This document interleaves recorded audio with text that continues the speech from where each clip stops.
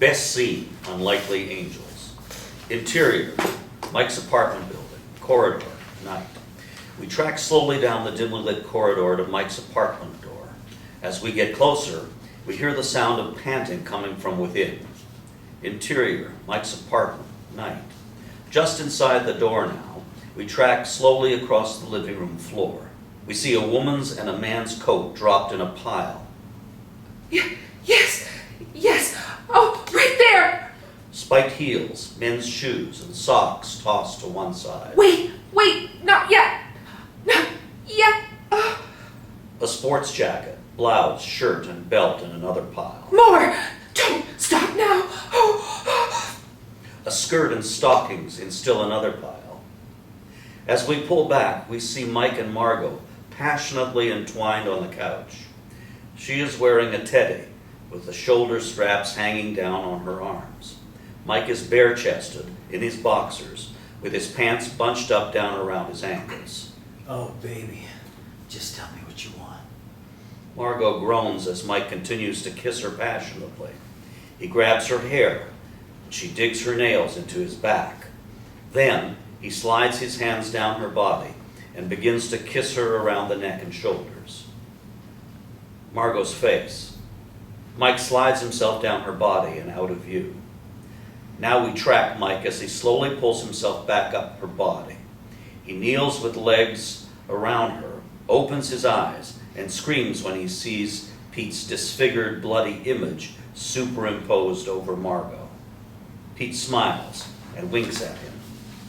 Mike throws himself off the couch, hits his back on the coffee table, and lands on the floor.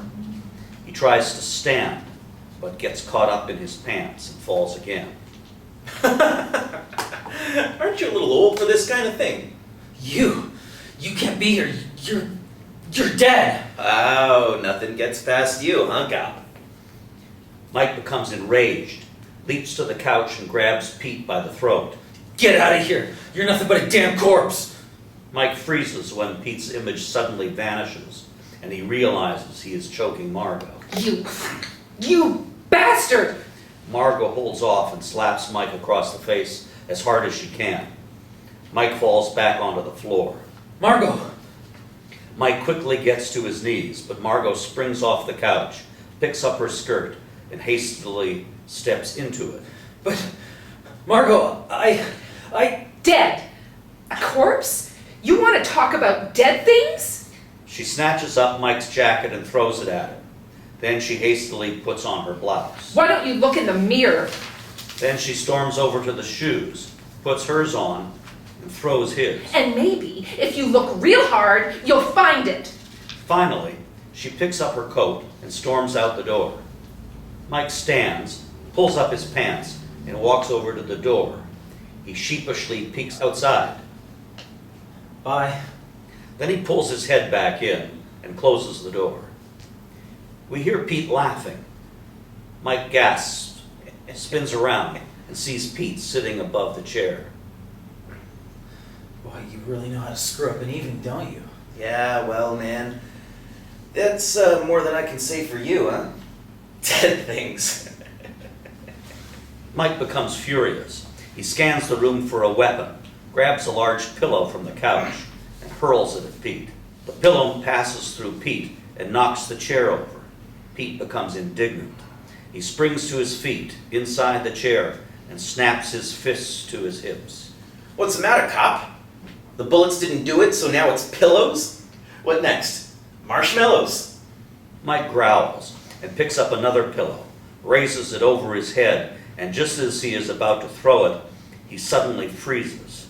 His expression goes blank. He slowly lowers the pillow and sits down on the couch, clutching the pillow to his chest. He remains sitting there for a beat, staring aimlessly across the room. Are you a ghost? You can't be a ghost. There's no such thing as ghosts. What are you doing? It must be time. Time for what, man? Shit, I knew this was gonna happen, but... not like this. I wonder if this is how it happened to Smith and Gorski. Who the hell is Smith and Gorski? What's with you, Jack? Mike looks at Pete, then continues to stare across the room. There's cops too. Close to retirement like me, only they didn't make it. Maybe they just offed themselves instead. I always wonder what drove them to do that. Oh, no. No, it's not like that. Man, you are weird. Does this happen to everybody that kills somebody? That dead guy follows them around for the rest of their lives? Actually, would be a bad idea. Cut down on the crime rate. No! So, this is all in my imagination, right? Or I'm having some kind of nervous breakdown or something. Yeah, that must be it. No. Will you chill out, man? I'm really here to... Well, they sent me here to fix you. Oh, great. I got a ghost that looks like road pizza standing in the middle of my living room chair. Who's gonna fix me? Hey, don't you know it ain't nice to talk ill of the dead? That's only when the dead don't make house calls. Oh, real funny, cop. Wait till you see what you're gonna look like when you buy it. There ain't gonna be enough of you left to bury. Mike stops pacing abruptly, then cautiously walks over to Pete and examines him. What do you know? Nothing, man. I only know what they want me to know. Look, Percy, if you know how I'm gonna... Damn, man, the name's Pete. How many times do I gotta tell you it's Pete? Not according to your rap sheet, which, by the way, is a mile long. Your name is Percy. Percy Merriam Statisky. That ain't my name. That's the name my old man gave me. Pete pulls his legs up and gets into a sitting position above the toppled chair. His eyes fill with tears. He said it was a joke. Ha ha! He was probably just stoned out of his gourd like usual. Didn't your mom have anything to say about it? Oh, man. She died when I was born. It was just me and my dad. Sorry. Yeah, me too. Mike walks over and straightens up the chair beneath Pete. All right, so you're here to fix me. What makes you think I need fixing? Mike walks back, sits on the couch, and listens attentively. Are you kidding? Look at you, man. You're a wreck. You were just about to blow your head off. No, I wasn't. Okay. It's like this. They said... Hold it. Who's they? They, you know, them. Oh, them, sure. Well, anyway, they say everyone's born with a special gift and it's our job to figure out what it is. But most people are so worried about what everybody else has that they never find it and end up living their whole lives with this big hole in their hearts and being miserable. And that's why the world is such a mess, right? Yeah, something like that. So, what was your gift? I was supposed to be an artist.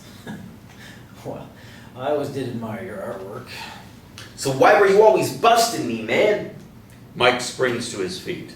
Because you're supposed to use canvas, not public buildings. I wanted to make a statement. Can I finish what I was telling you now? Mike nods and returns to the couch. So, anyway, they say I'm sort of a test case. Test case? You look more like a basket case to me. Oh, real funny, cop. Ha ha. Look, man, it's like this. If I can straighten you out, they don't send me to... Hell. No, man. Didn't you ever see those posters? Pete strikes a pose like a starving child holding a rice bowl. Well, yeah, but I thought... What, and you don't think that's hell? Good point, but...